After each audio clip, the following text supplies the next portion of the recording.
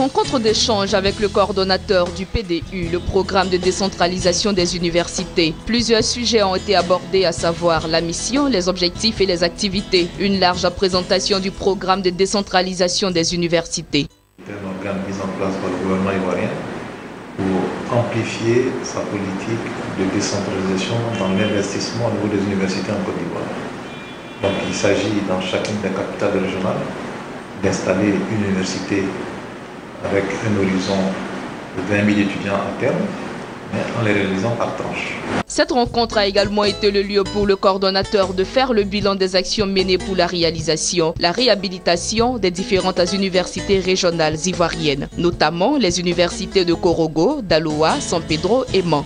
Avant la création du PDU en 2014, le gouvernement avait déjà lancé un programme d'urgence consistant à faire des extensions des installations existantes à Korogo et à Daloa, donc sur les universités Périforo-Goncoulou-Bali et l'Orignon Jean Guédé, et aussi pouvoir ouvrir la première tranche de l'université de Mans. Donc c'est ce que nous avons conduit à terme. Donc l'université de Mans a été ouverte le 6 février 2017. Nous sommes en train de finaliser les infrastructures à caractère social des universités de Korogo et de Daloa. Mais déjà, nous avons mis en service toutes les infrastructures à caractère académique, donc les amphithéâtres, les salles de TD, etc. Dans le programme du gouvernement, il y a également l'ouverture des prochaines universités de San Pedro et de Bamboukou, pour lesquelles nous avons déjà commencé. Aujourd'hui, à San Pedro, nous sommes en train de réaliser la voie d'accès à l'université, la manette d'eau potable, la manette des réseaux électriques, qui permettra dans un premier temps de faire les travaux et deuxièmement de raccorder l'ensemble des riverains à tous ces sites. Le programme de décentralisation des universités a rencontré des difficultés dans la mise en œuvre de sa feuille de route, des difficultés qui n'ont pas entravé la réalisation de certains projets. À Mans, une des difficultés que nous avons eues, évidemment, dans le cadre d'un programme d'urgence, le gouvernement a privilégié l'intégration des PME ivoiriennes pour faire ces travaux. Malheureusement, il y en a un certain nombre d'entre eux qui n'ont pas pu tenir le rythme de réalisation des travaux.